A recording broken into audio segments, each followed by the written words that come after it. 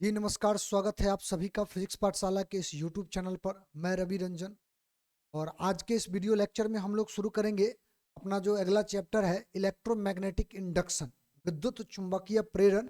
इस चैप्टर को आज से हम लोग पढ़ना शुरू करेंगे और कुल मिलाकर के अगर देखिएगा तो हमारे ख्याल से ये जो चैप्टर है, जो चैप्टर अभी हम लोग पढ़ने वाले हैं, ये आपका बुक नंबर फर्स्ट जो है, फिजिक्स का जो बुक नंबर फर्स्ट है उसका हमारे ख्याल से ये छठा चैप्टर होना चाहिए। 6 नंबर जो है एनसीईआरटी में अगर आप देखिएगा तो हमारे ख्याल से ये 6 नंबर में होना चाहिए, ठीक ना। इसके बाद अल्टरनेटिंग करंट और एक आपका इलेक्ट्रोमैग्नेटिक इंडक्शन, यानी 2 टॉपिक और बचता है। इसके अलावा जो अभी आप पढ़िएगा, इसको पढ़ना जो शुरू करेंगे, इसके अलावा 2 टॉपिक और बचता है। ये टॉपिक जो होता है बड़ा इंपॉर्टेंट है, लेकिन छोटा टॉपिक है, आसानी से इसको आप समझ सकते हो और बड़ा इंटरेस्टिंग भी है। क्योंकि आप लोगों ने इससे पहले जो पढ़ा था तो उसमें आपको बताया गया होगा कि अगर कोई धारावाही चालक तार है, मान लीजिए एक तार है, तो इस तार से अगर करंट पास होगा, तो इस तार से जब करंट पास होता है तो इसके चारों ओर चुंबकीय क्षेत्र आ जाता है। ये ओस्टॉड का नियम आपको बताया गया था और ओस्टॉड के नियम के अनुसार आपको ये कहानी बताया गया था कि अगर तार है, उसका प्रयोग किया गया था। ओस्टॉड साहब ने एक एक्सपेरिमेंट किया था। उस एक्सपेरिमेंट से उन्होंने ये निष्कर्ष निकाला था कि अगर किसी तार से करंट चलता है तो उसके चारों ओर चुंबकीय क्षेत्र आता है। तो माइकल फराडे नाम के एक वैज्ञानिक हुआ करते थे। उन्होंने इस पूरे घटना को उल्टा करके सोचा और उल्टा करके सोचने के पश्चात जो उन्होंने निष्कर्ष निकाला, उसी निष्कर्ष का आपका ये परिणाम है, आपका चैप्टर इलेक्ट्रोमैग्नेटिक इंडक्शन, विद्युत चुंबकीय प्रेरण। तो इन्होंने क्या किया था, माइकल फराडे ने कैसा एक्सपेरिमेंट किया था, किस तरह का एक्सपेरिमेंट किया था, जिसके आधार पर उन्होंने इलेक्ट्रोमैग्नेटिक इंडक्शन जैसा एक शब्द इजाद किया और उसका प्रयोग आज बृहत मात्रा में हमारे प्रैक्टिकल दुनिया में होता है ना। तो पहले तो हम ये समझते हैं कि इलेक्ट्रोमैग्नेटिक इंडक्शन है क्या, विद्युत चुंबकीय प्रेरण है क्या। फिर फैराडे का जो नियम है, इस नियम के अनुसार से ही हम इसका पूरा का पूरा एक्सप्लेनेशन करने वाले हैं। तो फैराडे का एक्सपेरिमेंट, जो एक्सपेरिमेंट इन्होंने किया था, वो एक्सपेरिमेंट के आधार पे, तो इन्होंने 3 तरह का एक्सपेरिमेंट किया और 3 तरह का जो एक्सपेरिमेंट है, हालांकि उस जमाने में जो एक्सपेरिमेंट हुआ था उसमें उन्होंने जो बात कहा था मूल रूप से, तो वो पहला और दूसरा एक्सपेरिमेंट ज्यादातर उस समय में चलता था। तीसरा जो एक्सपेरिमेंट आपको, जिस पर हम डिस्कशन करेंगे, उसके बारे में आपको पता चलेगा, वो बाद में जाकर के ज्यादातर वो जो है पूरे दुनिया में प्रचलित हुआ। लेकिन पहला एक्सपेरिमेंट बड़ा सिंपल है। इसमें इनका कहना यह है कि अगर मान लीजिए एक तार का कुंडली लीजिए, क्वाइल लीजिए, ऐसा क्वाइल बना लीजिए और क्वाइल को गैल्वेनोमीटर से जोड़ दीजिए। गैल्वेनोमीटर का काम आपको हमने बताया था, अगर याद हो तो गैल्वेनोमीटर के बारे में हमने आपको पढ़ाया था कि गैल्वेनोमीटर एक ऐसा डिवाइस है जो करंट के बहुत छोटे मात्रा को भी ये मेजर करके बता देगा। माने करंट का अगर प्रेजेंस है, अंदर में थोड़ा भी करंट आया तो निश्चित तौर पे ये करंट के परिणाम को वो बता देगा, अगर करंट उसमें आया है तो। इसीलिए हम यहाँ पर गैल्वेनोमीटर का इस्तेमाल करेंगे, क्योंकि ये बहुत ही संवेदनशील यंत्र होता है, संवेदनशील डिवाइस है। तो इसमें क्या होगा कि हल्का भी करंट आएगा ना, तो ये हल्का भी करंट जो आएगा उस करंट का वैल्यू ये बता देगा, ठीक है। तो एक्चुअली होता क्या है कि इस क्वाइल के नजदीक आप एक चुंबक को केवल आगे पीछे गति करवाते हैं, मूव करवाते हैं, कभी आगे चलेगा कभी पीछे चलेगा। आगे पीछे जब इसको गति करवाते हैं तो पता चलता है कि इसमें एक करंट आ जाता है। अगर आगे की ओर लाते हैं तो उस समय करंट का डायरेक्शन अगर इधर है, ऐसे अगर ये घूम रहा है, तो पीछे ले जाने के बाद करंट का डायरेक्शन रिवर्स हो जाएगा। लेकिन इसमें करंट आ जाता है, मतलब चुंबक को केवल मोशन करवाते हैं, गति करवाते हैं, तो इक्वाइल के अंदर में अपने आप करंट आ जाता है। जबकि इक्वाइल जो है किसी भी तरह के बैटरी से जुड़ा हुआ नहीं है। आप सोच करके देख लीजिए, ये ओस्टर्ड का रिवर्स प्रक्रिया हुआ। ओस्टर्ड साहब ने जो एक्सपेरिमेंट किया था, इसका ये माने वित्कर्म प्रक्रिया हुआ। कैसे हुआ, देखिए ओस्टर्ड का कहना यह था कि अगर कोई तार है उससे करंट निकल रहा है, अगर इससे करंट निकल रहा है तो करंट के चलने की वजह से इसके चारों ओर चुंबकीय क्षेत्र आ जाएगा। तो इसी बात को माइकल फराडे ने उल्टा करके सोचा कि अगर हमारे पास मान लीजिए क्वाइल है, तार का क्वाइल है, और इसके बगल में चुंबक चलेगा, तब क्या होगा। करंट चला तो चुंबक जैसा गुण आया चारों ओर, मैग्नेटिक फील्ड आया, मतलब चुंबक जैसा गुण आया। अब इनका कहना है कि अगर मैग्नेट चलेगा तो क्या होगा। तो मैग्नेट चलने की वजह से, मैग्नेट को जब इन्होंने क्वाइल के नजदीक गति करवाया तो पता चला इस क्वाइल के अंदर में करंट आ गया। इसी घटना को बोला गया विद्युत चुंबकीय प्रेरण, क्योंकि चुंबक के कारण विद्युत धारा का प्रेरण हुआ। माने मैग्नेट की वजह से इलेक्ट्रिसिटी का इंडक्शन हुआ, प्रेरण हुआ, इसीलिए इस पूरे घटना का नाम पड़ गया विद्युत चुंबकीय प्रेरण। मतलब अगर आप चुंबक को आगे पीछे गति करवाते हैं किसी तार के कॉइल के नजदीक में, तो इस कॉइल के अंदर में करंट आ जाता है, और इस घटना को, करंट उत्पन्न करने का जो ये घटना है, इसको कहा गया इलेक्ट्रोमैग्नेटिक इंडक्शन। तो माइकल फैराडे का जो पहला एक्सपेरिमेंट था वो यही था, और इस एक्सपेरिमेंट में इन्होंने यही देखा कि इसमें करंट आ गया, है ना। तो ये बड़ा, एक तरह से कहा जाए तो उस जमाने का एक रिवॉल्यूशन हो गया, क्योंकि ऐसा टाइप का जो है खोज, उससे पहले तो स्वाभाविक बात है, खोज जब भी होता है कोई भी चीजों का, तो उस समय पहले ये देखा जाता है कि उसका फायदा क्या है, फिर बाकी उसका खर्च क्या है, बाकी सारे चीजों को देखा जाता है। तो इलेक्ट्रिसिटी को उत्पन्न करने का ये बहुत ही बेहतरीन तरीका लोगों ने खोज लिया। एक तरह से ये जो है विद्युत धारा उत्पन्न करने का बहुत ही बढ़िया तरीका है। इसमें आप क्या करते हैं, मैकेनिकल एनर्जी को, यांत्रिक ऊर्जा को, चूंकि आगे पीछे कर रहे हैं तो यांत्रिक ऊर्जा होगा, तो आगे पीछे करवा करके यांत्रिक ऊर्जा को इसमें आपने क्या किया, विद्युत ऊर्जा में कन्वर्ट कर दिया। मैकेनिकल एनर्जी को इलेक्ट्रिक एनर्जी में आपने यहाँ पे कन्वर्ट कर लिया। एक तरह से करंट उत्पन्न करने का ये बहुत ही बेहतरीन प्रक्रिया हो गया। और इस प्रक्रिया के द्वारा आप देखिएगा आज के ज़माने में आपका जो जनरेटर हो गया, वो डायनमो हो गया, ये सब चीज़ जो उसी के आधार पे तो काम करता है, इसी सिद्धांत पर तो वो काम करता है। तो इस पूरे घटना का नाम हो गया विद्युत चुंबकीय प्रेरण। तो ओस्टर्ड साहब ने पहला एक्सपेरिमेंट यही किया था। आप इस एक्सपेरिमेंट का पूरा जो है स्क्रीनशॉट लो और इसका आप अपना नोट्स बना लेना। पहला पॉइंट तो ये रहा। अब दूसरा एक्सपेरिमेंट में इन्होंने क्या किया था उस पर थोड़ा डिस्कशन कर लेते हैं। पहले देखिए, दूसरा एक्सपेरिमेंट में इन्होंने क्या किया कि फिर से दो कॉइल लिया, माने अभी जो है दो कॉइल लिया, पिछला वाला में एगो कॉइल था, एक मैग्नेट था, अभी क्या है, दो कॉइल लिया, दो कुंडली लिया। एक कुंडली को गैल्वेनोमीटर से जोड़ दिया और दूसरा कुंडली को सेल से जोड़ दिया। वैसे आप समझ लीजिए, एक कुंडली का नाम जो है गैल्वेनोमीटर वाला जो कुंडली है उसको यहाँ पर C2 बोला गया, और ये वाला जो कुंडली है इसको C1 बोला गया। यहाँ पर हमने जो नाम दिया है वो नाम कुछ इसी प्रकार से हमने दिया है। इसको सॉरी, इसको C1 बोल दिया, इसको C1 बोल दो, और इसको C2 बोल दो, ठीक है। अब जरा सोच कर देखिए, जो माने जो C1 कॉइल है, जो कुंडली आपका C2 है, दूसरा जो कुंडली है, इस कॉइल को हमने जोड़ा है सेल से। इसमें स्वाभाविक बात है कि ईएमएफ होगा। तो बैटरी जब आप जोड़ेंगे तो एसटीडी करंट यानी कि एक समान धारा इसमें जो है हमेशा चलते रहेगा। और आपने ये बात पढ़ा है कि अगर किसी भी तार से चुंबक विद्युत धारा प्रवाहित होता है तो उस तार के चारों ओर चुंबकीय क्षेत्र आ जाता है, ये आपने पढ़ा है। एक तरह से ये कॉइल जो है ये मैग्नेट की तरह काम करेगा। अब आप क्या करो कि इसको आगे पीछे गति करवाओ, इसको आगे पीछे गति करवाओ, तो एक तरह से मैग्नेट तो आगे पीछे हो रहा है, तो उसके वजह से भी इसमें करंट आ जाएगा। अगर आप इस कॉइल को भी आगे पीछे करवाते हो तो भी इसमें करंट आ जाएगा। हालांकि माइकल फैराडे ने जो प्रयोग किया था उस प्रयोग में आपने देखा कि वो मैग्नेट को आगे पीछे करवाए थे, और बेसिकली रिलेटिव मोशन होना चाहिए। ये नहीं कि आप दोनों को एक साथ ले जा रहे हैं, दोनों को ला रहे हैं, अरे एक रुका होना चाहिए, एक आगे पीछे होना चाहिए। या आप इसी को रोक कर रख सकते हो, इसी को आगे पीछे करवाओगे, फिर भी इसमें करंट आ जाएगा। माने रिलेटिव मोशन होना चाहिए दोनों कुंडली के बीच, या पिछला जो एक्सपेरिमेंट था उसमें चुंबक और कॉइल के बीच में रिलेटिव मोशन होना चाहिए, तब जाकर के करंट आता है उसमें, ठीक है। तो अभी जरा जो मैंने सोच करके देखिए, अभी जो हमने कॉइल लिया है C2, जो कॉइल लिया है वो उस कॉइल में बैटरी है, और बैटरी की वजह से इसमें जो करंट चलेगा उस करंट की वजह से ये एज ए चुंबक काम करेगा। तो इसको भी अगर आगे पीछे करवाओगे तो भी इस कॉइल में करंट आ जाएगा, जबकि इसमें बैटरी नहीं है। और ये करंट पता कैसे चलेगा, गैल्वेनोमीटर से। गैल्वेनोमीटर का सुई आगे पीछे अगर डिफ्लेक्ट हुआ मतलब करंट आया, अगर ये सुई डिफ्लेक्ट नहीं हुआ मतलब करंट नहीं आया। करंट जो इसमें चलेगा उस करंट को आप माने मेजर कर सकते हो, उसको देख सकते हो ये गैल्वेनोमीटर के द्वारा। तो ये एक्सपेरिमेंट से ये बात साबित होता है कि अगर चुंबक को चलाया जाए, चुंबक को अगर दौड़ाया जाए, उसको अगर किसी कॉइल के नजदीक में अगर रिलेटिव मोशन करवाया जाए, तो एक कॉइल में हम करंट को प्रोड्यूस कर सकते हैं, उसको इंड्यूस कर सकते हैं, समझे, करंट को उत्पन्न कर सकते हैं। इसको इन लोगों ने नाम दिया विद्युत चुंबकीय प्रेरण। इसी का नाम पड़ गया विद्युत चुंबकीय प्रेरण, अर्थात विद्युत इलेक्ट्रोमैग्नेटिक इंडक्शन, इसी को कहा गया। तो ये दूसरा जो आपको हमने घटना बताया, इसका भी अगर आप चाहे तो स्क्रीनशॉट ले लीजिए और इसको भी आप नोट कर लीजिए, ठीक है।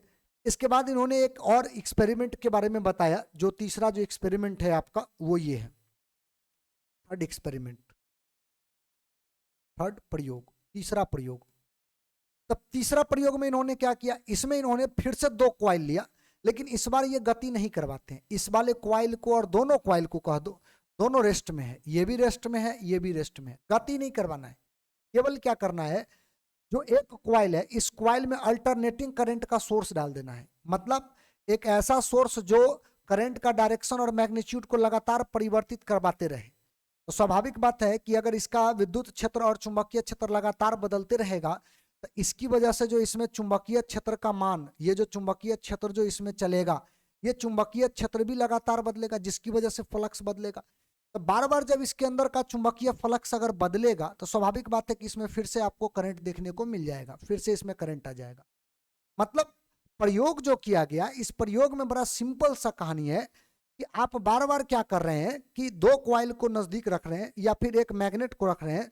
तो बार बार जब आप चुंबक को आगे पीछे दौड़ाते हैं तो उस चुंबक का चुंबकीय क्षेत्र बार बार उसके बगल में चेंज हो रहा है, और चुंबकीय क्षेत्र बदलने की वजह से जो कुंडली है, जो कॉइल में अपने गैल्वेनोमीटर जो रखा है, उस गैल्वेनोमीटर से जुड़ा हुआ जो चुंबकीय फ्लक्स है उसका मान बार बार चेंज हो रहा है।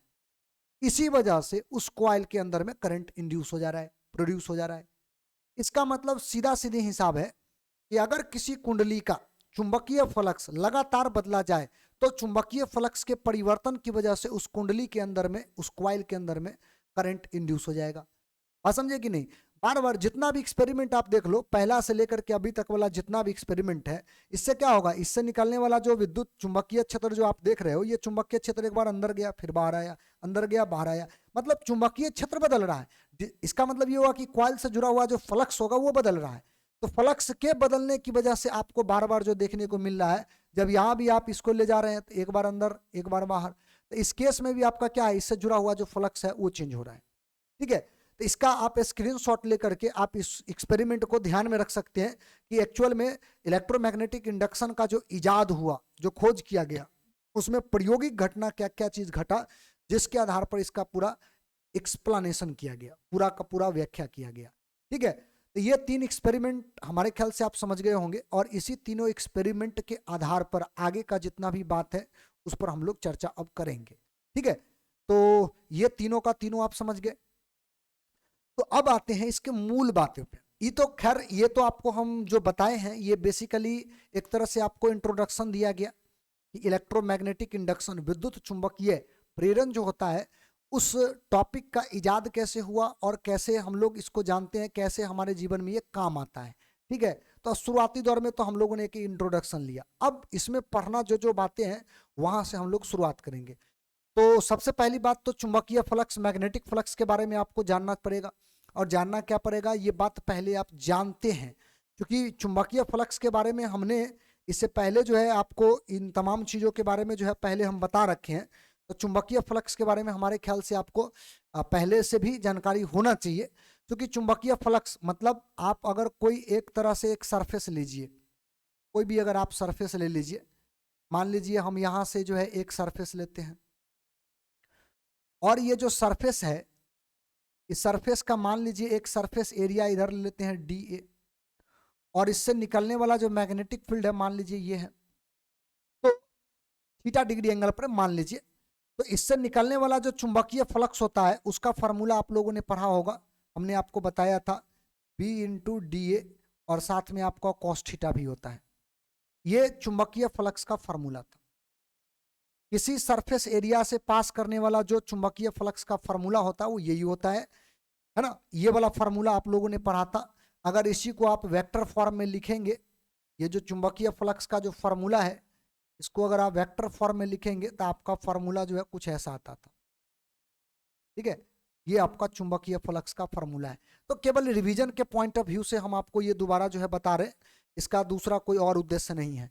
तो एक काम कीजिए, आप इसका भी स्क्रीनशॉट लेकर के इसको भी आप नोट्स में शामिल कर लीजिएगा, ताकि रिवीजन करते समय ये बात ध्यान में आपको रहेगा कि पूरे चैप्टर में चुंबकीय फ्लक्स का हमको जरूरत पड़ेगा। क्योंकि आपको पहले ही प्रयोग में ही आपको हमने बता दिया कि कुंडली का जब चुंबकीय फ्लक्स बार बार बदलते हैं तब जाकर के कुंडली के अंदर में ईएमएफ प्रोड्यूस होता है या फिर करंट प्रोड्यूस होता है। अच्छा, ईएमएफ प्रोड्यूस होगा तभी तो करंट प्रोड्यूस होगा। तो स्वाभाविक बात है कि फ्लक्स का मामला आपको जो है इसमें देखने को मिलेगा। ये चुंबकीय फ्लक्स का जो फार्मूला है, ये फार्मूला आप विशेष तौर पे याद रखिए। ठीक है, तो वो आगे जाकर के हम देखेंगे भी, इसका प्रयोग वगैरह भी जो होगा वो हम लोग करेंगे। अब स्वाभाविक बात है कि इसमें आपसे क्वेश्चन ये किया जाएगा कि भाई अगर इसमें ईएमएफ प्रोड्यूस हुआ तो ईएमएफ कितना आएगा। स्वाभाविक बात है कि अगर करंट प्रोड्यूस हुआ तो करंट का वैल्यू क्या होगा। ईएमएफ पहले तो पता कर ले कि ईएमएफ का वैल्यू क्या होगा, है ना। तो ईएमएफ का वैल्यू क्या होगा, इस बात के लिए माइकल फैराडे ने दो नियम दिया। प्रयोग करने के बाद इन्होंने जो एक्सपेरिमेंट में देखा उसके आधार पर इन्होंने दो नियम दिया, और वो जो दो नियम दिया वही दो नियम से आपका ये चैप्टर का शुरुआत होता है। तो इन्होंने दो नियम दिया। पहला नियम में इनका कहना यह है कि अगर आप किसी कुंडली के बगल में, कोई भी कुंडली हो, उस कुंडली के बगल में अगर आप बार बार चुंबकीय फ्लक्स को बदलते हैं, यानी मैग्नेट को दौड़ाते हैं, या जो आपको 3 एक्सपेरिमेंट बताए थे उन तीनों में से कोई भी एक तरीका से अगर कुंडली के बगल में चुंबकीय फ्लक्स या कुंडली से जुड़ा हुआ चुंबकीय फ्लक्स को बदलते हैं, तो उस कुंडली के अंदर में ईएमएफ इंड्यूस हो जाएगा, विद्युत वाहक बल इंड्यूस हो जाएगा, माने प्रेरित हो जाएगा। ये इनका पहला नियम है। माइकल फैराडे का जो पहला नियम है वही बात बोलता है, वही चीज यहाँ पर लिखा हुआ है। Whenever there is a change in the magnetic flux linked with the circuit, an EMF and hence current is induced in the circuit. जब कभी किसी परिपथ से जुड़ा हुआ चुंबकीय फ्लक्स परिवर्तित होता है तो परिपथ में ईएमएफ प्रेरित होता है, जिससे परिपथ में धारा प्रवाहित होता है। यह प्रक्रिया तब तक चलेगा जब तक चुंबकीय फ्लक्स आप परिवर्तन करते रहोगे। परिवर्तन जब तक होते रहेगा तब तक ये प्रक्रिया चलते रहेगा। ये बात माइकल फैराडे का जो है पहला नियम के अंतर्गत आता है। तो फर्स्ट लॉ में आपको ये बात जो है वो ध्यान रखना है। अब आते हैं सेकंड नियम, इनका क्या कहता है। इनका सेकंड नियम कहता है कि प्रेरित ईएमएफ, जो आप कुंडली के बगल में बार बार फ्लक्स बदल रहे हैं, उस फ्लक्स के बदलने की वजह से उसमें जो ईएमएफ आएगा वो ईएमएफ का परिमाण यानी उसका मात्रा जो होगा वो परिपथ से जुड़े चुंबकीय फ्लक्स के परिवर्तन का समानुपाती होगा। यानी कि चुंबकीय फ्लक्स का परिवर्तन, याद रखिएगा चुंबकीय फ्लक्स का नहीं। दैट मीन्स इसका कहने का क्या मतलब है हम यहाँ पर बता दे रहे, बाद में स्क्रीनशॉट दिलवा देंगे। ईएमएफ जो होता है इनका कहना है कि डायरेक्टली प्रोपोर्शनल टू होगा रेट ऑफ चेंज ऑफ चुंबकीय flux, magnetic flux. Rate of change of magnetic flux माने टाइम के रिस्पेक्ट में मैग्नेटिक फ्लक्स का जो चेंज होगा वो ईएमएफ के डायरेक्टली प्रोपोर्शनल होगा। मतलब सीधा है कि कॉइल से जुड़ा हुआ अगर मैग्नेटिक फ्लक्स में ज्यादा से ज्यादा आप परिवर्तन करवाते हैं समय के साथ, rate of change of flux ज्यादा से ज्यादा अगर बदलते हैं तो ज्यादा से ज्यादा ईएमएफ आएगा, कम बदलते हैं तो कम ईएमएफ आएगा। यही माइकल फैराडे का दूसरा नियम कहता है। पहला नियम क्या बोला, कॉइल का अगर फ्लक्स बदलते हैं तो उसके अंदर ईएमएफ आ जाएगा, ये पहला नियम। लेकिन दूसरा नियम मात्रा बताता है कि कितना ईएमएफ आएगा। तो ईएमएफ का जो परिमाण आएगा वो हमेशा समानुपाती होगा change of rate of change of magnetic flux, माने चुंबकीय फ्लक्स जो जुड़ा हुआ कुंडली से जुड़ा हुआ उसमें जितना परिवर्तन होगा उसके परिवर्तन का ईएमएफ समानुपाती होगा, डायरेक्टली प्रोपोर्शनल होगा। ये बात इन्होंने कहा। अब जाहिर सी बात है कि आप अगर ये प्रोपोर्शनल साइन हटाना चाहेंगे तो आपको एक कांस्टेंट लगाना पड़ेगा। यहाँ पर तत्काल में कांस्टेंट के जगह पर के रख लेते हैं, ये हमारा कांस्टेंट है। और ये कांस्टेंट का जो वैल्यू होता है प्रायोगिक तौर पे देखा गया है तो इसका जो वैल्यू आता है वो 1 आता है। तो स्वाभाविक बात है कि अगर आप इसका वैल्यू 1 रख देते हैं तो ये तो गायब हो जाएगा। ईएमएफ का जो वैल्यू आएगा वो आपका यहाँ से d∅b/dt ई आएगा, ये इसका वैल्यू आएगा। लेकिन इसमें आपको एक टर्म जो है लगा लेना है वो है माइनस। क्यों लगाना है वो थोड़ा देर में हम आपको क्लियरली बताएंगे, लेकिन माइनस आपको लगा लेना है। क्यों लगाना है ये इसका चर्चा अभी हम थोड़ा देर में करते हैं। फिलहाल एक बात बताइए, ये हमारा ईएमएफ का वैल्यू आया। अब अगर हम ऐसा कहें कि हमारे पास जो कॉइल है, ये जो हमारे पास जो ये कॉइल है, अगर हम इस कॉइल को यहां पर एक दर्शा लेते हैं, मान लीजिए ये कॉइल है और इस कॉइल से जुड़ा हुआ फ्लक्स को हम बदलते हैं, इस कॉइल से जुड़ा हुआ फ्लक्स को बदलते हैं और मान लेते हैं इसमें नंबर ऑफ टर्न्स जो है वो n है, नंबर ऑफ टर्न्स, फेरों की संख्या, फेरों की संख्या मान लेते हैं कि n है। ठीक है, फेरों की संख्या कितना है, n है। तो स्वाभाविक बात है कि आपका जो ईएमएफ आएगा, वो जो ईएमएफ आएगा, इसका जो ईएमएफ आएगा वो EMF minus into N into d∅b/dt होगा। क्यों होगा, क्योंकि आप अगर एक कॉइल लेते हैं और एक कॉइल में एक ही टर्न लेते हैं तब आपका ईएमएफ का फॉर्मूला ये होता है। लेकिन अगर उसमें बहुत सारा अगर टर्न होगा तो उसको आपको सिंपली क्या करना है, n से मल्टीप्लाई कर देना है, क्योंकि एक में अगर आया d5/dt तो n में कितना होगा, n से मल्टीप्लाई कर दो। अब आते हैं माइनस साइन पे। तो माइनस साइन लेने का मेन रीजन जो होता है वो ये होता है कि किसी कुंडली का अगर आप चुंबकीय फ्लक्स बदलते हैं तो याद रखिएगा जिसकी वजह से चुंबकीय फ्लक्स बदलता है, अर्थात जिसकी वजह से कुंडली के अंदर ईएमएफ डेवलप होता है, वो ईएमएफ उस कारक का ही विरोध करता है जिसकी वजह से वो उत्पन्न होता है। मतलब अगर आपने यहां पर ईएमएफ डेवलप करवाया, तो अगर मान लो मैग्नेट को आपने दौड़ाया, तो मैग्नेट जब दौड़ेगा तो इसमें ईएमएफ आएगा, तो ये खुद भी मैग्नेट बन जाता है। अगर मान लीजिए आपने नॉर्थ पोल को नजदीक लेकर के दौड़ा करके लाया तो ये भी नॉर्थ पोल बन जाएगा। माने ये प्रयोग में देखा गया कि अगर मान लीजिए एक कॉइल है, ठीक है, ये कॉइल को आपने क्या किया ना, इस कॉइल को यहां पर रखा और इसके बगल में आपने एक चुंबक को दौड़ाया। मान लीजिए ये नॉर्थ पोल है, ये साउथ पोल है। अब जब इसको आप नजदीक लाइएगा तो इसमें करंट आएगा, और करंट जो आया वो किसकी वजह से आया, चुंबक के आने की वजह से। लेकिन इसमें जो करंट आएगा उसकी वजह से ये भी तुम्हारा चुंबक बन गया, तो चुंबक ये बनेगा तो ये भी नॉर्थ पोल बना लेगा, ये साउथ पोल बना लेगा। अब जरा सोच के देखिए, ये बेचारा आ रहा था चुंबक, लेकिन आते ही इसको विरोध का सामना करना पड़ेगा क्योंकि यहाँ पर भी नॉर्थ पोल है, तो नॉर्थ पोल उसको धक्का देगा। तो दरअसल ये घटना जो है हमेशा घटता है, प्रयोग में ये बात देखा गया है। तो आप जब चुंबक को दौड़ा रहे थे तो इसमें करंट आया और उस करंट की वजह से ये भी चुंबक जैसा बन गया, और ये जो चुंबक बना इसी के तरह माने बना, लेकिन नॉर्थ पोल के डायरेक्शन में ही आ गया। इसका मतलब आया उसकी वजह से नॉर्थ पोल आया, चुंबक जो आया उसी की वजह से नॉर्थ पोल आया। और ये नॉर्थ पोल फिर इसी का विरोध करेगा कि भाई आने नहीं देंगे, भगाएंगे। इसी वजह से जो ईएमएफ जो इंड्यूस होता है उसमें हम माइनस साइन लगाते हैं, क्योंकि आपका यहाँ पर वो विरोध कर रहा होता है।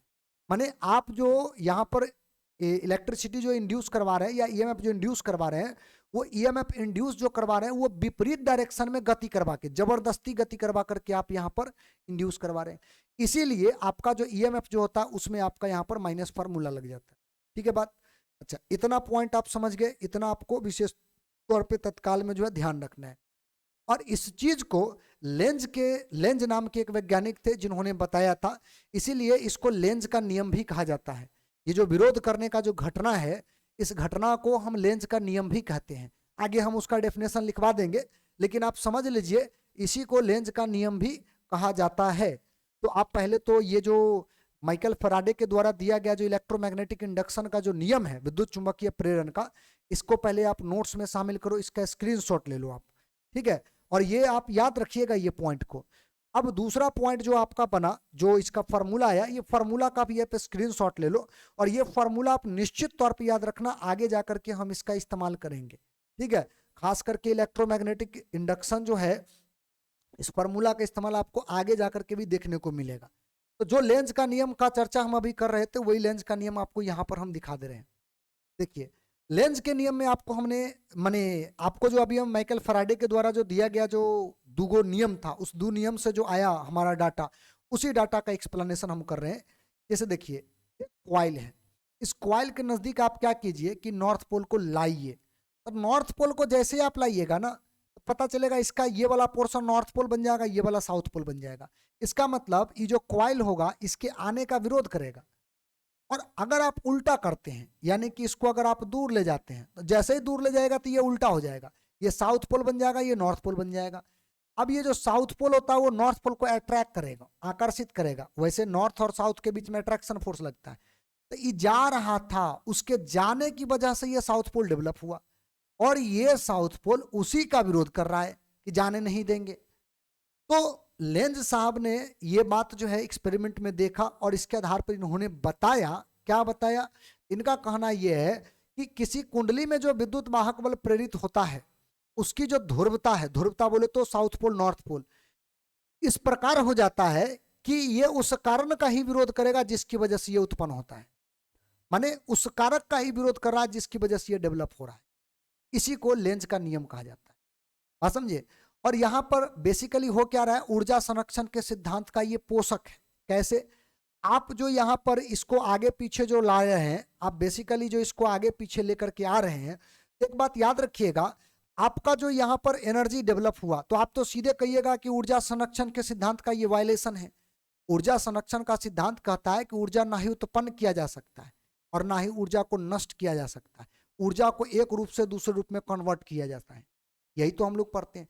आप यहाँ देखिएगा तो कहिएगा यहाँ तो एनर्जी डेवलप हुआ, तो दरअसल एनर्जी डेवलप नहीं हुआ, बल्कि आपने इसके विरुद्ध इसको चलाया, यांत्रिक वर्कडन करवाया, कुछ यांत्रिक कार्य करवाया, उसकी वजह से इसमें एनर्जी आया है। तो यांत्रिक ऊर्जा को इसने क्या किया है, इलेक्ट्रिक एनर्जी में कन्वर्ट किया है। इसीलिए लेंज के नियम को कहा जाता है कि ये ऊर्जा संरक्षण के सिद्धांत का पोषक है। पोषक माने उसका जो है ये संरक्षक है, माने कहने का मतलब ये होता है कि इस बात का ये पुष्टि करता है कि ये लेंज का नियम जो है ऊर्जा संरक्षण के सिद्धांत का पालन कर रहा है। बात समझे कि नहीं, इस बात का ये पुष्टि करता है। तो लेंज का नियम आपको याद रखना है, और ये बात तो ऑब्जेक्टिव के लिए अगर अलग से याद रखना, लेंज का नियम जो है ये बात का पोषक है कि एनर्जी संरक्षण का जो ऊर्जा संरक्षण का जो सिद्धांत है उसका ये पालन करता है। ठीक है, तो ये पॉइंट आपको एक ध्यान में रखना है। तो अभी हमारे ख्याल से माइकल फैराडे का नियम आप समझ गए। चलिए अब आते हैं कि अगर मान लीजिए हमारे पास एक चुंबकीय क्षेत्र है, ठीक है, मान लो कि हमारे पास एक चुंबकीय क्षेत्र है, एक चुंबकीय क्षेत्र हम यहाँ पर बना लेते हैं, ठीक है, और इस चुंबकीय क्षेत्र में एक मेटल का जो रड है ना, इसको हम चलाते हैं, एक मेटल का रड ले लेते हैं और इसको हम चलाते हैं, चलाते हैं बोले तो इसको हम दौड़ाते हैं आगे की ओर, मोशन करवाते हैं। तब क्या घटना घटेगा इसका हम थोड़ा सा देखना चाहेंगे। ये मैग्नेटिक फील्ड है, और क्रॉस का मतलब आपको पता होगा, मैग्नेटिक फील्ड जो होता है क्रॉस का मतलब होता है इनवर्ड। ये मैग्नेटिक फील्ड है, और मैग्नेटिक फील्ड का जो वैल्यू होगा, मैग्नेटिक फील्ड का जो वैल्यू होगा उसको भी हमने मान लिया है, चुंबकीय चुंबकीय क्षेत्र। ठीक है, देखो माने अभी जैसा कि हम लोग बात कर रहे थे कि कुंडली के बगल में अगर बार बार अगर आप चुंबकीय फ्लक्स को बदलते हैं तो चुंबकीय फ्लक्स के परिवर्तन की वजह से कुंडली में जो है वो विद्युत धारा उत्पन्न हो जाता है। ये बात हम लोगों ने पढ़ा है। अच्छा, अब पॉइंट यहाँ पर ये है कि अगर हम ऐसा करते हैं कि एक रड है, अगर इस रड को दौड़ाते हैं तो इस रड के अंदर में जो है बार बार आप देखिएगा जब ये चलेगा तो इसके अंदर भी जो है फ्लक्स का परिवर्तन होगा। तो क्या इसके अंदर में ईएमएफ आता है कि नहीं आता? अगर ईएमएफ आ गया तो क्योंकि रड को चला रहे हैं तब इसमें ईएमएफ आएगा। यहाँ पर यूनिफॉर्म मैग्नेटिक फील्ड है, याद रखिएगा, एक समान है, ये बदल नहीं रहा है।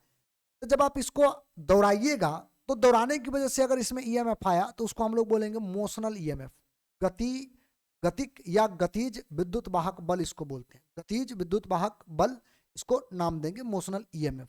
ठीक है, एक चीज आप बताइए, जब आप लोग माने मैग्नेटिक फील्ड पढ़ रहे थे तो उस समय आपको ये बात पढ़ाया गया था कि अगर कोई माने मटेरियल अगर चल रहा है तो स्वाभाविक बात है कि इसमें इलेक्ट्रॉन्स प्रोटॉन सब होंगे, इलेक्ट्रॉन भी होंगे, प्रोटॉन भी होंगे, सब होंगे, पॉजिटिव चार्ज नेगेटिव चार्ज सब होगा।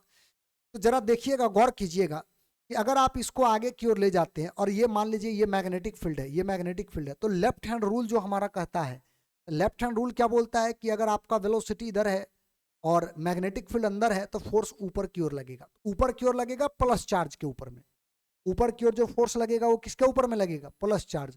इसका मतलब सभी के सभी प्लस चार्ज ऊपर जाकर के जमा हो जाएंगे और माइनस चार्ज होगा उसके अपोजिट में जाके जमा हो जाएगा। मैग्नेटिक फोर्स की वजह से, चुंबकीय बल की वजह से ऐसा होगा। ठीक है, अच्छा, अब अगर आप देखोगे तो ये प्लस और ये माइनस है, तो माने अगर मैग्नेटिक फोर्स की बात करें तो मैग्नेटिक फोर्स तो ऊपर की ओर लगा, सामान्य तौर पे अगर देखोगे तो मैग्नेटिक फोर्स का डायरेक्शन किधर गया? ऊपर की ओर चला गया। अब अगर हम लोग यहां पर इलेक्ट्रिक फील्ड की बात करें, इलेक्ट्रिक फोर्स जो इसके बीच लगेगा, इन दोनों के बीच में जो फोर्स लगेगा वो इसको अट्रैक्ट करेगा, खींचेगा नीचे की ओर, इसको क्या करेगा? ये खींचेगा। अगर हम ये बोले आपको कि ये इक्विलिब्रियम में है, कि माने प्लस प्लस की जगह पे माइनस माइनस की जगह पर स्थिर है, अगर ये स्थिर है तो इसका मतलब ये होता है फॉर इक्विलिब्रियम, इक्विलिब्रियम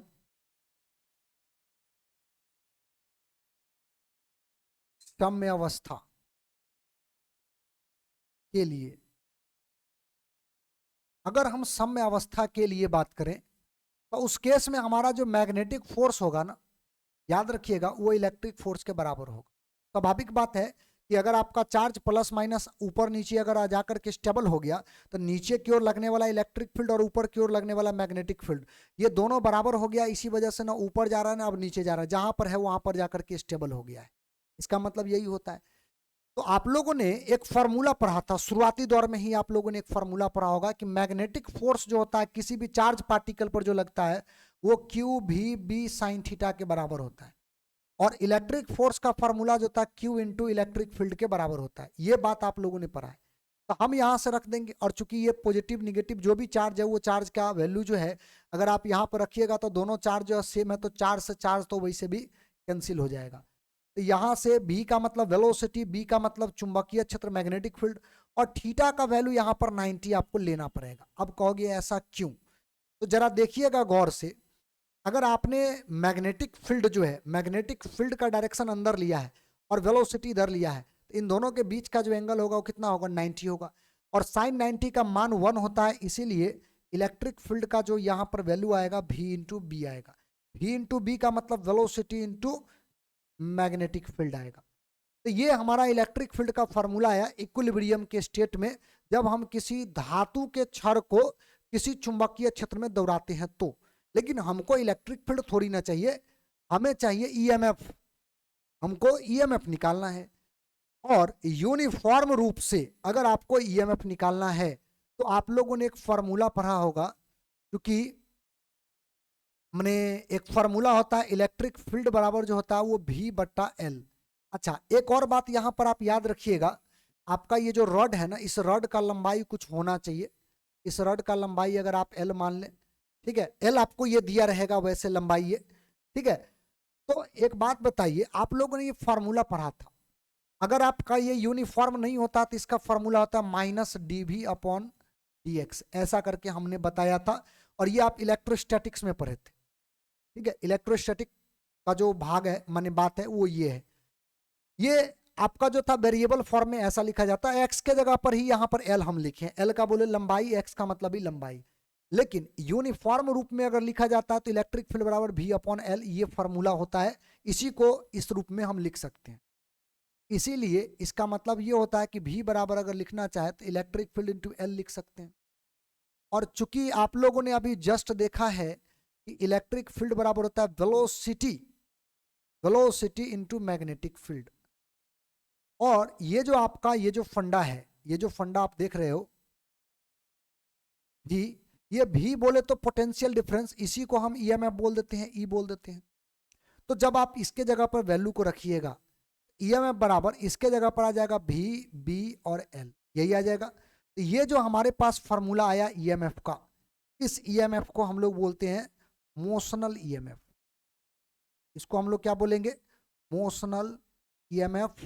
हिंदी में इसी को बोलते हैं गतिज, गतिज ईएमएफ। इसी को हम लोग गतिज ईएमएफ बोलते हैं। और ये फार्मूला हमें विशेष तौर पे याद रखना है।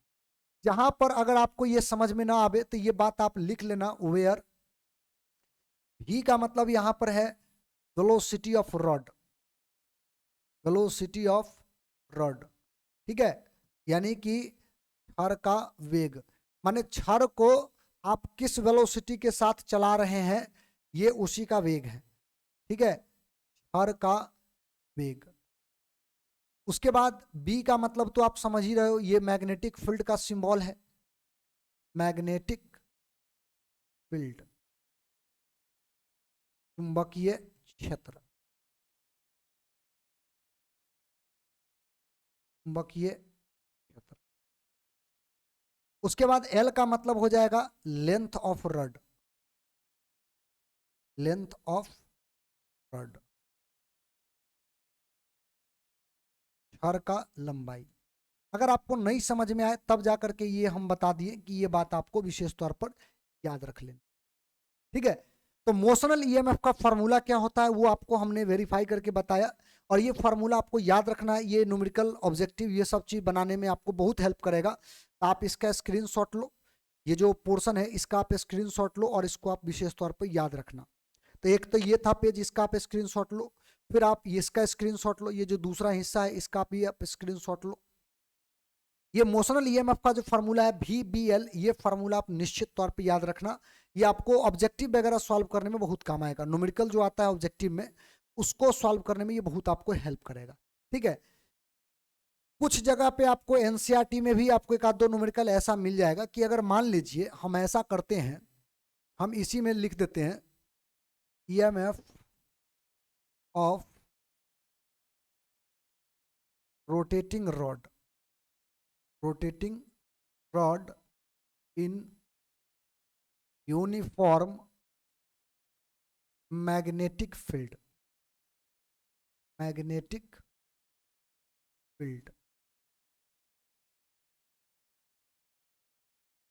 एक समान चुंबकीय क्षेत्र में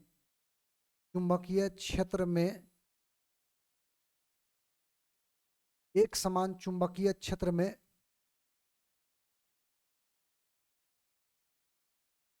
घूर्णित क्षर माने घूर्णन करने वाला क्षर का ईएमएफ, ये हमको निकालना है। माने ये क्वेश्चन जो है माने एक तरह से एक्स्ट्रा पॉइंट है जो आपको माने ध्यान में रख लेना चाहिए, क्योंकि ये वाला चीजें जो है ना कई बार पूछ देता है। देखो जैसे मान लीजिए ये रॉड है और ये रॉड को आप क्या करते हैं, यहां से इसको घुमाते हैं, ऐसे करके इसको आप रोटेट करवाते हैं, इस तरह से रोटेट करवाते हैं, और वो भी मैग्नेटिक फील्ड में, चुंबकीय क्षेत्र में आप क्या करते हैं, इसको रोटेट करवाते हैं ऐसे। चुंबकीय क्षेत्र है, मान लीजिए इसका पूरा लंबाई जो है वो लंबाई आपका जो है L है, लेट अस सपोज। तो इसको निकालने का तरीका क्या होता है कि आप एक छोटा सा एलिमेंट काट लीजिए, ये छोटा सा एलिमेंट आप यहां से काट लीजिए, ठीक है, और मान लीजिए इसका जो लंबाई है वो dx है और आपने ये काटा है x दूरी पर। टोटल वैसे लंबाई इसका जो है L आप मान लेना। तो एक बात तो तय है कि अगर आप मान लीजिए पूरा रड अगर घूम रहा है, तो रड जो घूम रहा है तो गौर करना आप, हर पॉइंट का दूरी अलग अलग है, हर पॉइंट का, यहां पर अलग होगा, यहां अलग होगा, यहां अलग होगा। तो जहां से जो मोशन हो रहा है, अगर उसका मान लीजिए इसका जो है आपको ओमेगा दे रखा है, रोटेशन एंगुलर जो वेलोसिटी है वो ओमेगा दे रखा है, तो ये बात तो आपको समझ में आना चाहिए कि अगर कोई भी पॉइंट हो और उस पॉइंट का अगर हमको इसका वेलोसिटी निकालना है, तो हर पॉइंट का वेलोसिटी एक नहीं होगा। क्यों नहीं होगा? क्योंकि आप लोग पढ़े हैं, क्योंकि वेलोसिटी जो होता है या स्पीड बराबर जो होता है वो r इंटू ओमेगा होता है। एंगुलर वेलोसिटी, एंगुलर जो यानी कि सर्कुलर मोशन में आपको ये चीज पढ़ाया जाता है, v बराबर r इंटू ओमेगा होता है। तो जरा सोचिए कि रेडियस अगर चेंज होगा, अगर x डिस्टेंस पर लिए तो कुछ और आएगा वेलोसिटी, कुछ और डिस्टेंस ले लो कुछ और आएगा। आपका ओमेगा कांस्टेंट है, लेकिन फिर भी आपका ये वेलोसिटी क्या होगा, हर पॉइंट का अलग अलग आएगा, क्योंकि ये रेडियस पर डिपेंड करता है। बात समझ रहे हो कि नहीं? अगर इसको घुमाते हैं तो सीधा चलते हैं तब तो सबका एक जैसा रहेगा, लेकिन यहां पर हम घुमा रहे हैं, रोटेट करवा रहे हैं। तो आप जरा सोच करके देखिए, ये फॉर्मूला हमारा होता है। हम अगर चाहते हैं कि पूरा रड के लिए निकालना है, माने हमें है ईएमएफ क्या होगा, तो हम इसलिए क्या करते हैं, छोटा सा एलिमेंट काट लिए, छोटा सा काट लिए, क्योंकि आपका वो जो फॉर्मूला था ईएमएफ बराबर, उस सब के लिए लागू नहीं होगा। आप अगर मोशनल ईएमएफ निकालते हैं तो मोशनल ईएमएफ ऑफ एलिमेंट बोले तो अल्पांश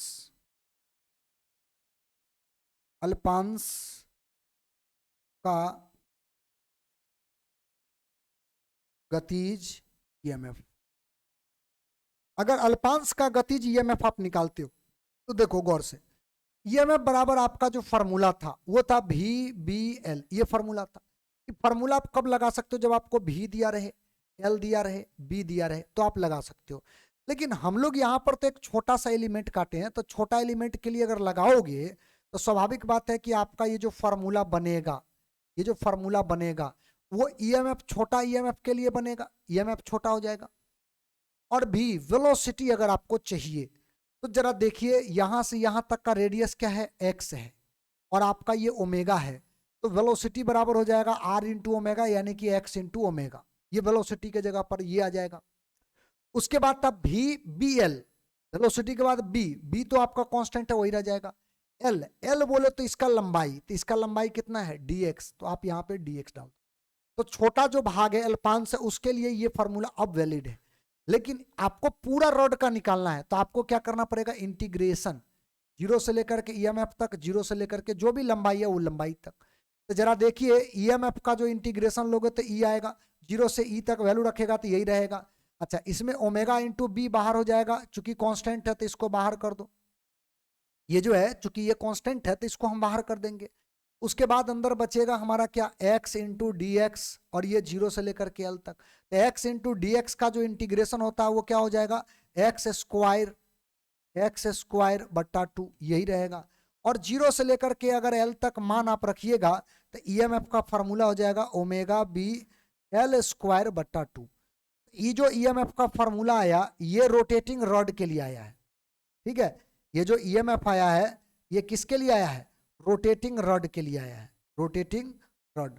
अगर रॉड को किसी चुंबकीय क्षेत्र में अगर आप घुमाते हैं तो उस केस में आपके पास ये फॉर्मूला आएगा। वेयर अगर आपको ये बात नहीं समझ में आवे तो यहां पर लिख लेना, ओमेगा का मतलब होता है एंगुलर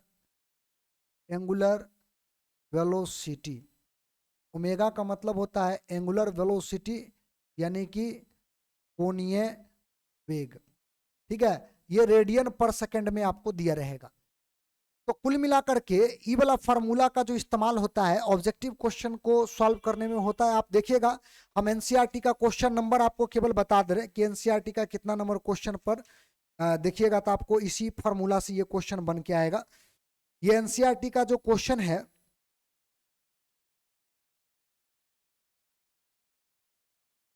रोटेटिंग रड के लिए, एनसीईआरटी का क्वेश्चन नंबर 6.5, एनसीईआरटी का 6.5, ये क्वेश्चन नंबर आप देखिएगा वो इसी फार्मूला से डायरेक्ट बनेगा, बन जाएगा, डायरेक्ट फार्मूला पुटिंग क्वेश्चन है, आप इसको सॉल्व कर लेना, ठीक है। ओमेगा का मान दिया है, बी का मान दिया है, एल का मान दिया है और आपका ये बट्टा 2 तो रखना ही है। सब वैल्यू रख करके आपको ईएमएफ निकालना है, यही ईएमएफ निकालने का क्वेश्चन है। तो पहले इसका आप स्क्रीनशॉट लो और इसको आप याद रखना, एक फॉर्मूला ये है, ये आपको एनसीईआरटी में इस पर भी क्वेश्चन आपको देखने को मिल जाएगा। बहुत सिंपल बात है, आसानी से आप इसको समझ सकते हो, ठीक है। चलिए ये तो हो गया मोशनल ईएमएफ का कहानी। और दोनों फार्मूला याद रखना, लीनियरली जब दौड़ा रहे थे तो लीनियर वेलोसिटी था और ये घुमा रहे थे तो एंगुलर वेलोसिटी आ गया। तो आपको ये दोनों चीज जो है ध्यान में रखना है और दोनों से ऑब्जेक्टिव क्वेश्चन जो आता है उसको सॉल्व करने का प्रयास करना है।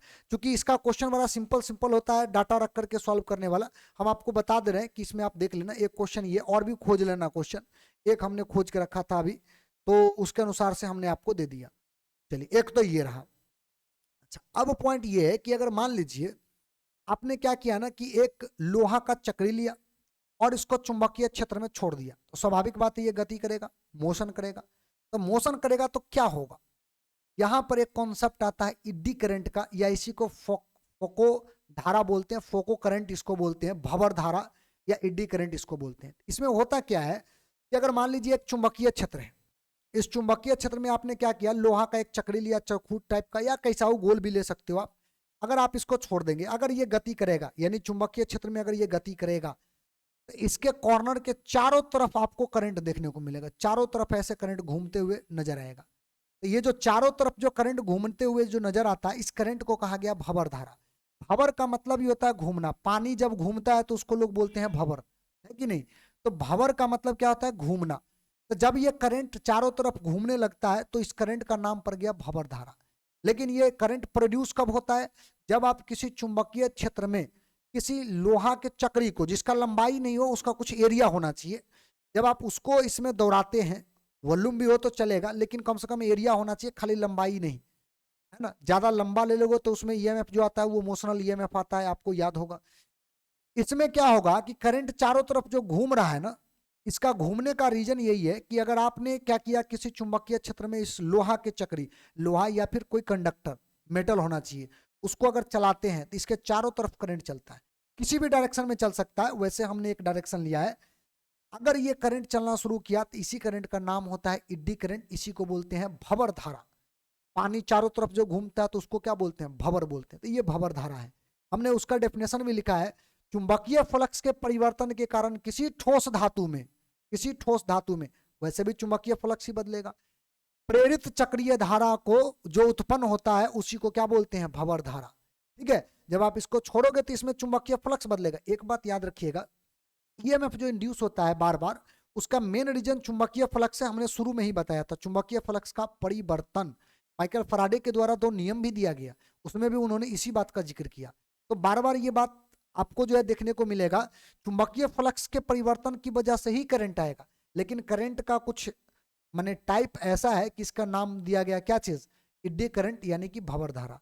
तो भंवर धारा क्या होता है, अगर ये पूछे क्वेश्चन में तो आपको ये डेफिनेशन और ये डायग्राम वगैरह जो है आपको लिख देना है। तो पहले तो आप इसका स्क्रीनशॉट ले लो, एक जो ये है इसका आप स्क्रीनशॉट ले लो। अब इस भंवर धारा को देखिएगा ना, तो हमारे प्रैक्टिकल दुनिया में कई जगह ये इस्तेमाल में आता है। आपको बताते हैं, जैसे कि भंवर धारा का प्रयोग जो होता है, आपका जो गाड़ी है, गाड़ी का जो स्पीडोमीटर होता है, उसमें भी भंवर धारा का ही प्रयोग होता है। या फिर घरों में जो मीटर लगा रहता है, जिससे बिजली में मेजर किया जाता है, बिजली का जो बिल आता है उसको जो मापा जाता है, वहां भी भंवर धारा का ही प्रयोग किया जाता है। समझे? तो भंवर धारा का आपको प्रयोग कभी कभार पूछ देता है कि दो चार गो प्रयोग लिखिए, कि भंवर धारा क्या है, पहले इसको तो आप बताइए, उसके बाद कहेगा भंवर धारा का प्रयोग लिखिए। तो भंवर धारा क्या है वो आपके सामने है, प्रयोग में आप देख लो, गिन लो। माने इलेक्ट्रिसिटी कंजप्शन के लिए जो मीटर जो होता है, माने जो हमारा घरों में जो मीटर लगा रहता है, इलेक्ट्रिसिटी का जो मीटर, एनर्जी मीटर उसको बोलते हैं, वो जो लगा रहता है, उसमें भी भंवर धारा का प्रयोग करके हम लोग वो अपना जो करंट, इलेक्ट्रिसिटी का कितना एनर्जी खपत हुआ उसका जो मेजरमेंट है वो करते हैं। उसके बाद एक प्रयोग जो आपको हमने बताया कि हमारा जो गाड़ी होता है, गाड़ी का स्पीडोमीटर, उसमें जो इंस्टेंटेनियस स्पीड, तात्क्षणिक जो वेग या चाल बोल दीजिए, वो जो मापा जाता है, उसमें भी भंवर धारा का प्रयोग होता है। इंडक्टेंस फर्नेंस, खास करके लोहा वगैरह गलाने वाला जो भट्टी होता है, जहां पर लोहा को गलाया जाता है बहुत ज्यादा तापमान दे करके, वहां भी इड्डी करंट का ही प्रयोग किया जाता है। सामान्य करंट के द्वारा वहां पर जो है गर्म नहीं किया जाता है, इड्डी करंट के द्वारा ही ऐसा काम वहां पर किया जाता है। इसके अलावा इलेक्ट्रिक ब्रेक, माने खास करके ट्रेन वगैरह में जो आजकल जो ब्रेक लगता है, तो उस ब्रेक में भी आपका जो है ना भंवर धारा का प्रयोग होता है, कि जिस डायरेक्शन में पहिया घूमता है उसके अपोजिट डायरेक्शन में इसको घुमाने के लिए जो है भंवर धारा प्रयोग किया जाता है, ताकि जल्दी से जल्दी ट्रेन जो है वो रुक जाए।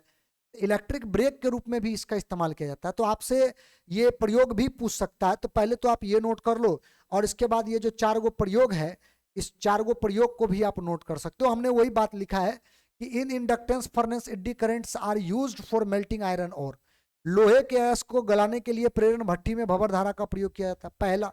दूसरा, विद्युत शक्ति मीटर में विद्युत ऊर्जा मापने के लिए भंवर धारा का प्रयोग किया जाता है। वही बात है इन एनर्जी मीटर्स और electric power meter, eddy currents are used to measure the consumption of electric energy, उसमें इसका प्रयोग किया जाएगा।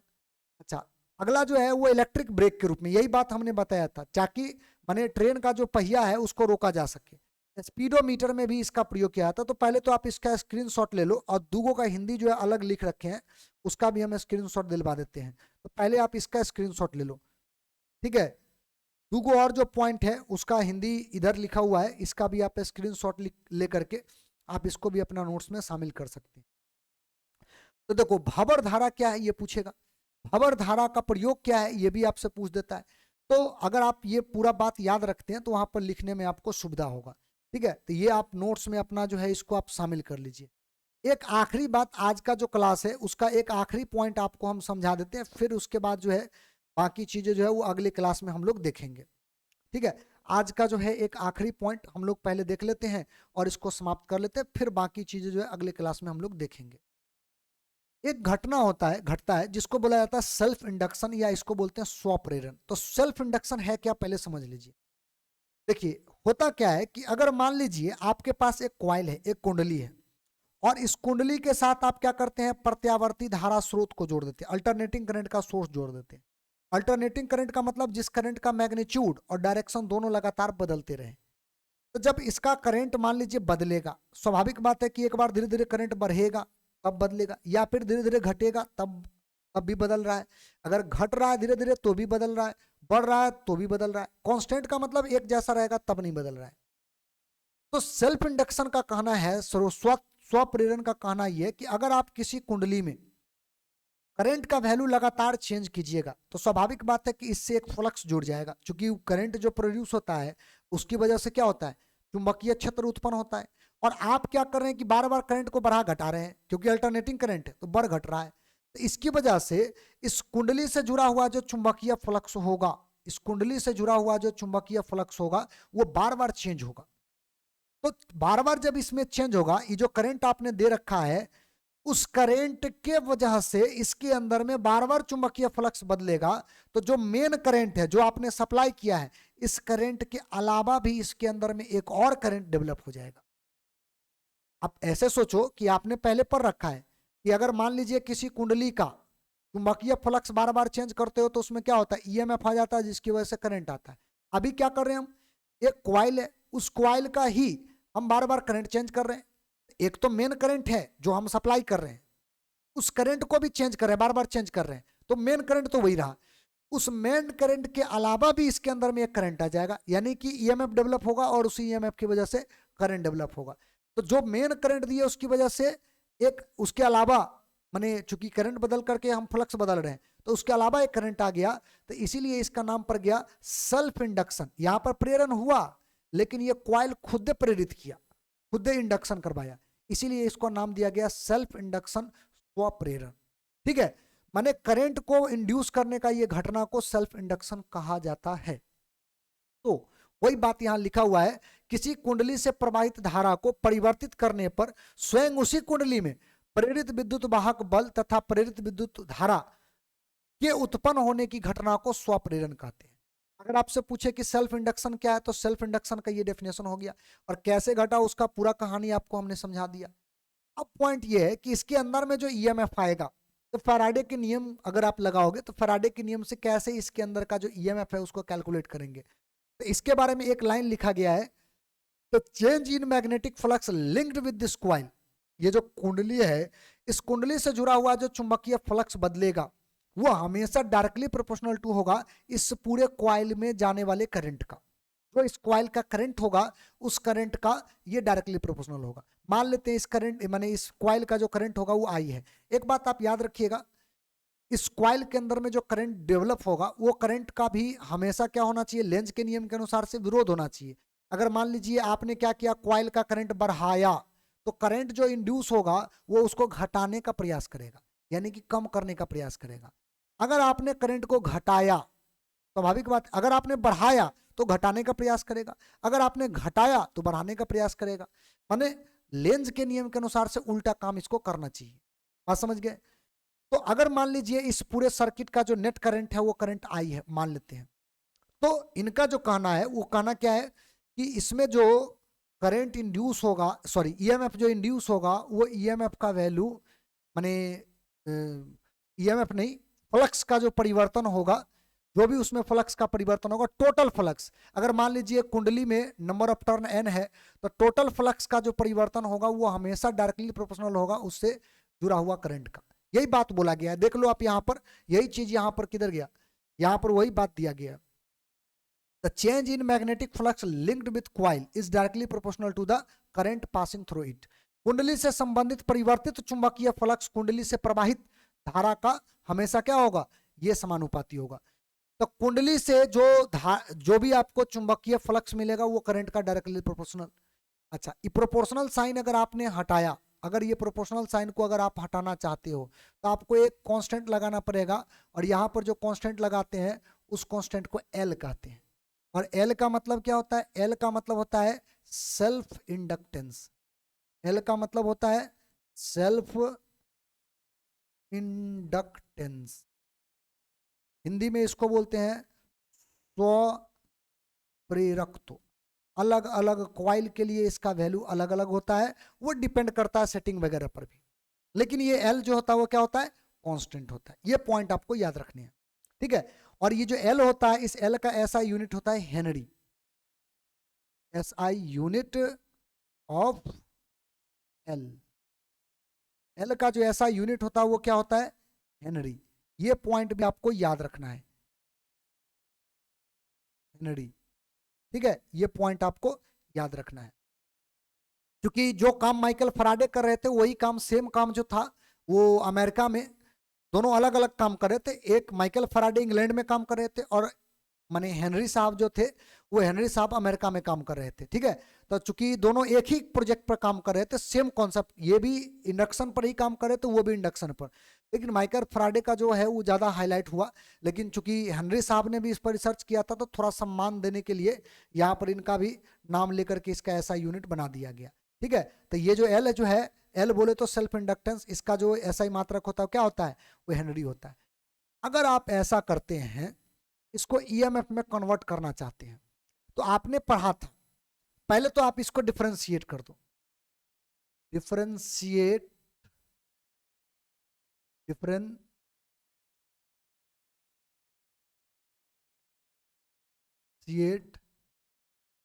दिस इक्वेशन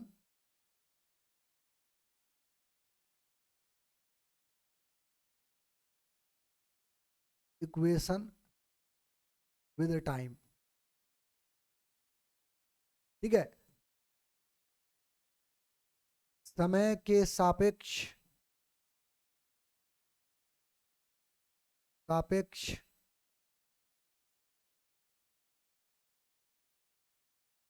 समीकरण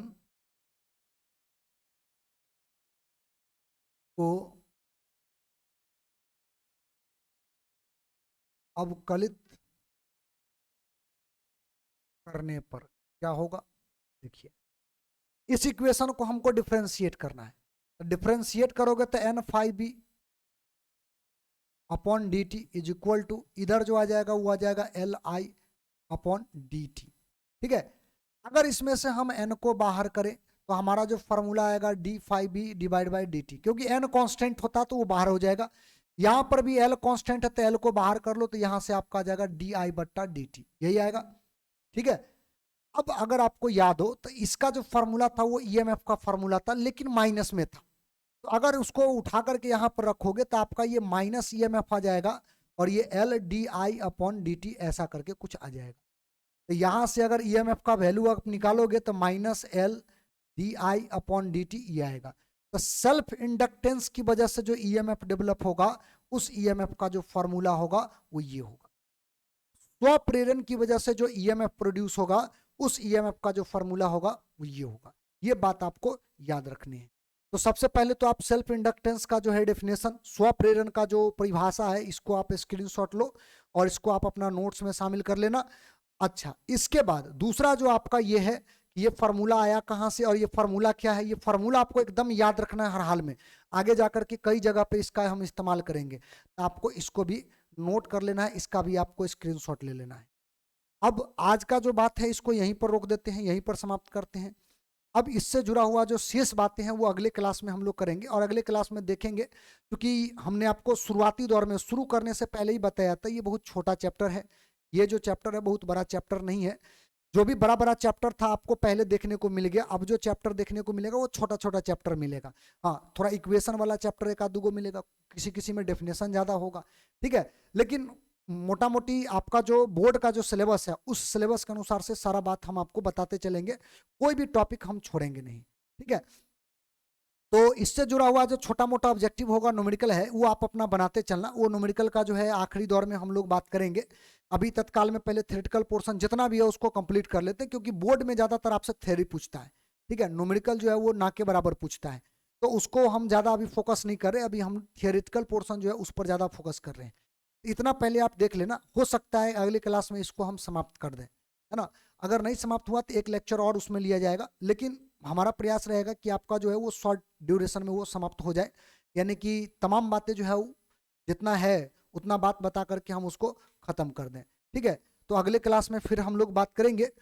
अब मैंने तब तक आप इसको जो है अपना तैयार कर लीजिए, अगले क्लास में आपके मैंने आपसे फिर से हम लोग जो है इसी टॉपिक पर बात करेंगे, यानी इलेक्ट्रोमैग्नेटिक इंडक्शन पर।